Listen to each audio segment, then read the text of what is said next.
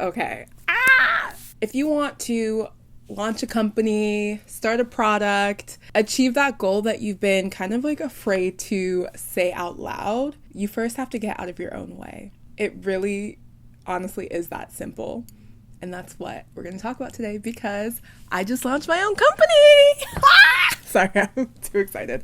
Let's start from the very beginning. So when we first moved to the US, I told my parents that I had two goals in life now that we were going from Nigeria to the US. I wanted to ride in a limo, and I wanted to be president.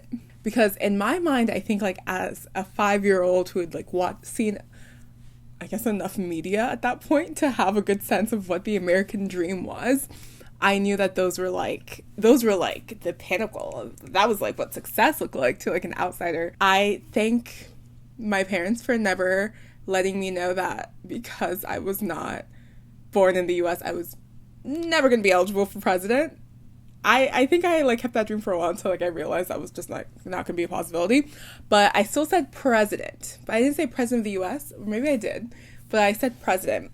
And I wanted to ride in a limo. Fast forward, I get to second grade. And at that point, me and my sister, we grew up reading a ton. But in second grade, I attended this elementary school and they had this like huge reading competition.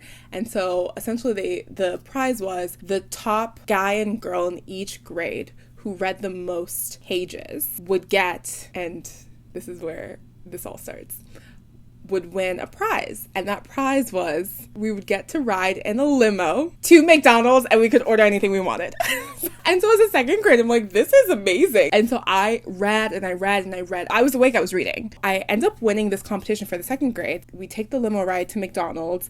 We order whatever. Honestly, I don't even remember the meal. I remember being so happy to be in a limo and being like, oh my gosh. I wasn't like mature enough to realize this. At that point, there's something like wiring in my brain that I had two big goals in life. One of them I accomplished within 2 years. And so I'm sure to little Kara, she thought, okay, so what can't you do? You only have one more goal left. Like, you're 50% there and you're like going to be the most successful person in the world. I realized that, wait, so you own a company, non-revenue yet. What does that make you? I know everyone says like founder, CEO, but I was like, if you look up the definition of a president of a company, that's what you are. I mean, you're the only employee, so like you're everything, but you're leading all of that.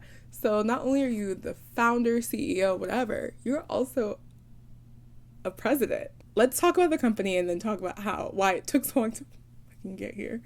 So the company is Data Influencer. It came out of years of working in data science and analytics, whether it was at like an early stage startup or in big tech. You guys already know I worked at Instagram/Meta. It came through years of working in that field and realizing that there are a lot of gaps, whether it's companies not knowing what to do with the data, how to collect data, down to like when you do have that, how can you actually use it to drive like strategic decisions. A lot of times people who are in charge of that data analysis or data science may not be effective at communicating why people should be doing X, Y, and Z based on what they found and based on like their insights. I decided to start this company, and the first product is an online course around data storytelling, and that's something that I've been kind of like consulting with professionals and also companies on the side throughout like my time at business school, and even before then, informally like within Instagram. It's been over a year in the making, and part of that reason is because I just kept getting in my own way. Here was my final data influencer to-do list. You see things like set up website, crop videos, set up newsletter, resource documents, add graphics, apply for an LLC. And then I was going through my old planner. This is from last year. Yeah, in September.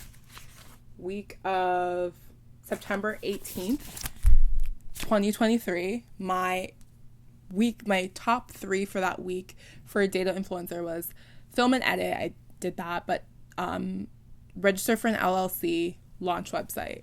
So this is something that has been on my list and ruminating in my head for a year now.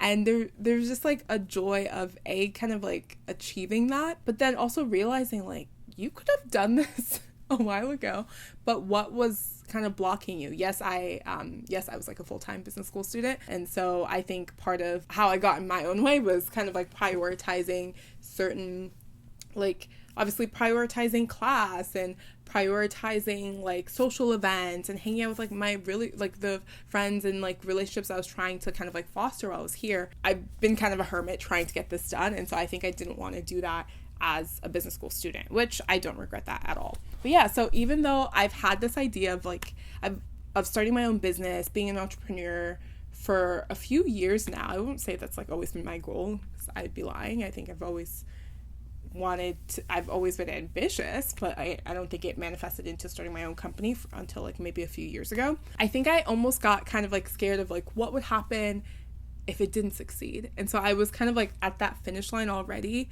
and expecting that kind of outcome. And I think a part of it is just like you hear of a lot of entrepreneurs who like their businesses fail or just things end up going wrong. They never make money, they lose money. And I'm sure even if you're not planning on becoming an entrepreneur, you can kind of relate to these thought processes that kind of get us down this path that may or may not happen, but we get stuck there in that it almost manifests into reality. And I think part of me realized like I need to stop expecting things to fail, because then they will fail. Like a lot of times we will things into existence by thinking about them so much.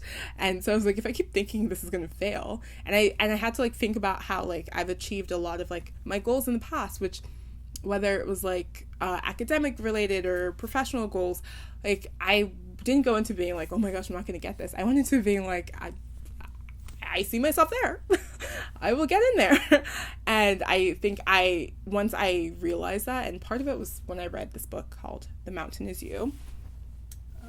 Is it up here? Anyways, I've done a separate video about that on my TikTok, and I'll link it here, the book. But part of that was just like reevaluating like why I was thinking that way, and thinking about how this doomsday thinking nothing good comes of that.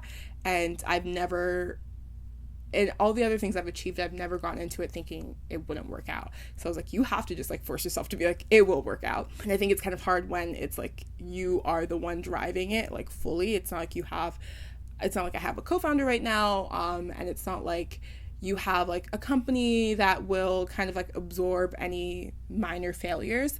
So I think that's why that like added pressure of just being like, it's just me driving this. And so it's like, whatever, but like we don't need a crutch. And I think a lot of times we're looking for one. I also had to think like, okay, what's the worst thing that can happen? It fails, and then what? You walk out of this with these entrepreneurial skills that like you wouldn't have been able to show that you had. So it's like, even if it fails, you can be like, I did start something, and like I drove the marketing and I did all these tests and whatever, and ultimately it didn't work out because X, Y, and Z, and this is why, these are the learnings. And so I thought about it, and like, okay, that's literally the worst thing that can happen. Like it fails, and then you just like work at a company. And so many companies, and I saw this even working at Instagram, like there were founders of like companies that I'd heard of, and like the companies had failed because of like maybe the market wasn't ready for that product, but then they came in at a really high level, like managerial level. So I was like, if that's the worst thing that can happen, that's still pretty good end, So I had to kind of like reframe all of these thoughts, and then also just be like, you've got this. Part of what can block us is being like, oh, I only have an hour today, but I can dedicate all of tomorrow. So today I won't work on it. And then tomorrow rolls around, and then that day you thought you were going to spend on your project, you're like, oh, actually something came up, so I can only dedicate 4 hours. But then you're like, oh, but I don't think 4 hours is enough because I said 8 hours. And then you just kick it down the line to the point where after a while you're like, oh, I haven't even worked on this for a while. And that's what happened to me. And so just like finding time every day, even if it's an hour, and you're like, this hour today I'm going to spend on like marketing emails.